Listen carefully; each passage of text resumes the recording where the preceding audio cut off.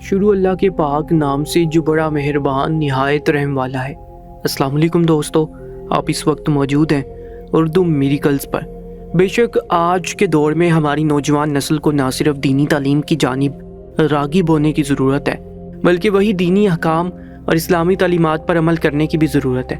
آج ہم پر کئی طرح کی آزمائشیں، مصیبتیں آ چکی ہیں، جس کے پیچھے سب سے بڑی وجہ یہی ہے کہ ہماری نوجوان نسل دین سے دور ہوتی چلی جا رہی ہے۔ ان کے دل میں قوت ایمانی ویسی نہیں رہی جیسے کہ ہونی چاہیے۔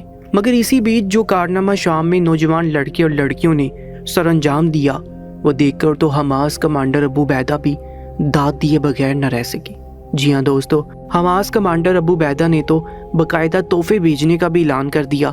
آخر وہ تحفہ کیا ہوگا، اور پھر اس ادارے کو ٹیلی فونک رابطے میں حماس کمانڈر ابو عبیدہ نے کیا پیغام دیا، یہ تمام تر معلومات آپ کو اس ویڈیو میں سنائی جائے گی۔ اگر آپ اس چینل پر نئے ہیں تو چینل کو سبسکرائب کر کے ہمارے چینل کا حصہ بن جائیے گا، تاکہ ہماری ہر ویڈیو سے بر وقت مطلع ہو سکے۔ جی تو دوستو، کل ہی ملک شام میں ایک ادارے کی جانب سے تقریب منعقد کی گئی، جس میں ایک اسلامی ادارے سے قرآن مجید حفظ کرنے والے لڑکے اور لڑکیوں کو انعامات سے نوازا گیا۔ بڑے پیمانے پر کئی بچے اور بچیوں کا قرآن مجید حفظ کرنا ایک مسلمان کے لیے فخر کا باعث ہے۔ وہی ان حفاظ نے پوری دنیا کو اپنے سامنے رکھتے ہوئے جو بات کہی وہ بھی قابل تعریف تھی۔ ایک مسلمان بچی جس کی عمر 13 سے 14 سال بتائی گئی تھی، وہ سٹیج پر تشریف لائی اور اپنے اساتذہ کا شکریہ ادا کرنے کے بعد کہنے لگی کہ آج کے اس موقع پر ہر مسلمان دشمن کی آنکھوں میں دیکھ کر یہ بات کہنا چاہوں گی کہ وہ ہمیں ہرگز کمزور نہ سمجھے، بھلے ہی ہم تعداد میں کم، مگر اس کا ہرگز یہ مطلب نہیں ہے کہ ہماری قوت ایمانی میں بھی کسی بھی طرح کی کمی بیشی موجود ہے۔ ہم نے کلمہ توحید پڑھ کر میدان جنگ میں قدم رکھا۔ صرف مرد ہی نہیں، بلکہ اگر کہیں پر خواتین کی بھی ضرورت پڑی تو یہ بات بھی دشمن اپنے دماغ میں ذہن نشین کر لے کہ ہماری خواتین بھلے ہتھیاروں سے کبھی بھی میدان جنگ میں نہیں آئی، مگر یہ ان کے حوصلے ہی ہیں جو مرد مجاہد کی ہمت اور جرأت کو مزید بلند کر دیتی ہیں۔ شام پر کیے جانے والے دہشت گردانہ حملوں پر ہی نہیں، بلکہ فلسطین میں جو ظلم و بربریت جاری ہے، وہاں سٹیج پر آنے والے ہر بچے نے دونوں پر ہی تقریر کی اور اس قدر بلند ہمت اور جرأت کے ساتھ الفاظ ادا کیے کہ دشمن کی روح تک کانپ گئی۔ دوستو، اسی کے ساتھ ہی جب یہ خبر حماس کمانڈر ابو عبیدہ تک پہنچی تو وہ بھی ان بچوں کی تعریف کیے بغیر نہیں رہ سکا۔ اپنے آفیشیل ٹیلی گرام چینل پر حماس کمانڈر ابو عبیدہ کی ویڈیو جاری ہوئی، جس میں پہلی مرتبہ جب ان کے لہجے سے یوں محسوس ہوا کہ جیسے وہ اطمینان اور پرسکون ہے، جیسے انہوں نے بہت بڑی کامیابی حاصل کر لی ہو۔ اس پیغام میں انہوں نے فلسطین کے بارے میں کچھ اہم پیغام جاری کیے، اسی کے ساتھ ہی انہوں نے دشمن کو زیر کر دینے کے بارے میں بھی کچھ جملے بولے۔ پھر آخر میں انہوں نے شام کے بارے میں بات کرتے ہوئے ان تمام بچوں کو مبارکباد دی اور باقاعدہ طور پر اعلان کیا کہ وہ خود اس ادارے کے انچارج سے ٹیلی فونک رابطہ کر کے انہیں مبارکباد دیں گے۔ اس کے کچھ گھنٹوں بعد حماس کمانڈر ابو عبیدہ نے شام میں ٹیلی فونک رابطہ قائم کرتے ہوئے کہا کہ میں سب سے پہلے ان والدین کو مبارکباد دینا چاہوں گا جنہوں نے اپنے بچوں کو دنیاوی آسائشوں اور خواہشات کا پابند نہیں بنایا، نہ ہی انہیں اپنا قیمتی وقت ضائع کرنے کی خاطر مختلف کھیلوں میں مشغول کیا، بلکہ وہ عظیم والدین ہیں جنہوں نے اپنے بچوں کو دینی تعلیم کی طرف راغب کیا۔ یہ قرآن مجید جو کہ ہمارے نبی کریم صلی اللہ علیہ وآلہ وسلم اور صحابہ کرام رضی اللہ تعالیٰ عنہ کے سینوں میں دفن تھا، یہ وہ پاکیزہ کتاب ہے کہ جس کا مصنف کوئی اور نہیں بلکہ ہمارا رب ذوالجلال ہے۔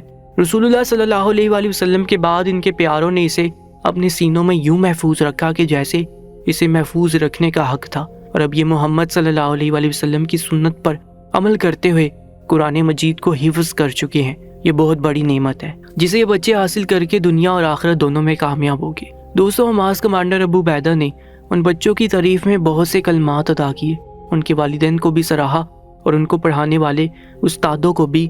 اسی کے ساتھ ہی انہوں نے اس بات پر بھی زور دیا کہ یہی بچے ہمارا مستقبل ہے، اگر یہ قرآن و سنت پر عمل کرتے ہوئے زندگی میں آگے بڑھیں گے تو ہمیشہ کامیاب رہیں گے۔ اسی کے ساتھ ہی حماس کمانڈر ابو عبیدہ نے اعلان کیا کہ وہ ان بچوں کے لیے تحفے بھی بھیجے گا۔ دوستو، وہ تحفے کیا ہوں گے؟ آخر حماس کمانڈر ابو عبیدہ ان نوجوان بچے اور بچیوں کے لیے کون سی چیز بھیجے گا، یہ بات ابھی تک مخفی رکھی گئی ہے۔ دوستو، قرآن مجید اور حفاظ کی عظمت اور عفت اور ان کے مقام بلند کا کیا کہنا، اللہ تعالیٰ نے کس قدر واضح اور دو ٹوک انداز اور الفاظ میں یہ اعلان کیا ہے کہ اس نصیحت نامہ اور کتاب ہدایت یعنی قرآن کو ہم نے نازل کیا ہے اور ہم اس کے محافظ و نگہبان ہیں، اور بارگاہ ربانی کی اس عطا کی کوئی حد ہے کہ جو صفت اللہ نے اپنے لیے مخصوص رکھی تھی اسے بندے کو بھی نواز دیا، یعنی اللہ حافظ الذکر یعنی قرآن کے محافظ و نگہبان ہیں، تو بندے کو توفیق بخش دی کہ وہ 30 پاروں کو حفظ کر کے حافظ قرآن کا مبارک و مسعود لقب حاصل کر لے۔ سچ ہے کہ یہ رتبہ بلند ملا جس کو مل گیا حافظ قرآن کا درجہ اور مقام و رتبہ اسلام کی نظر میں بہت ہی بلند ہے۔ قرآن مجید کی تعلیم میں مصروف رہنے والے رسول اللہ صلی اللہ علیہ وآلہ وسلم کی نظر میں اچھے اور پسندیدہ ہیں، چنانچہ ارشاد نبوی ہے کہ تم میں بہتر وہ ہے جو قرآن سیکھے اور دوسروں کو سکھائے۔ حافظ قرآن کا اللہ تعالیٰ کے نزدیک بڑا مقام ہے، اور یہ مقام اور تقرب حفظ قرآن مجید کی برکت کی وجہ سے ہے۔ ایک مرتبہ آپ صلی اللہ علیہ وآلہ وسلم نے اپنی مبارک مجلس میں ارشاد فرمایا کہ اللہ تعالیٰ کے کچھ خاص بندے ہوتے ہیں۔ آپ کی اس ارشاد پر صحابہ کرام رضی اللہ تعالیٰ عنہ متوجہ ہوئے اور اشتیاق و تجسس کے ساتھ سوال کیا، یا رسول اللہ وہ کون لوگ ہیں؟ آپ صلی اللہ علیہ وآلہ وسلم نے فرمایا، حافظ قرآن، ان کا بڑا مقام ہے، اور یہ لوگ اہل اللہ اور خاصان خدا ہیں۔ نسبت بڑی اونچی چیز ہے، اور نسبت ہی سے کسی چیز کی قیمت متعین ہوتی ہے، چونکہ قرآن مجید کلام ربانی ہے، خدا کا کلام ہے جو تمام کلاموں میں اعلیٰ اور عرفہ ہے۔ اسے جب اپنے سینے میں محفوظ کر لیا جائے تو اس نسبت سے حافظ قرآن کا مقام و رتبہ تو بلند ہو ہی جائے گا۔ اس حقیقت کو ہم اس مثال سے بھی سمجھ سکتے ہیں کہ جب کسی شخص کا کسی بادشاہ، حاکم یا بڑے عہدیدار سے کسی طرح کا تعلق و رابطہ ہو جاتا ہے تو اس کا شمار خاص لوگوں میں ہونے لگتا ہے، اور وہ شخص اس تعلق کو اپنے لیے فخر و عزت کی چیز سمجھنے لگتا ہے، گویا اسے بہت بڑی دولت مل گئی۔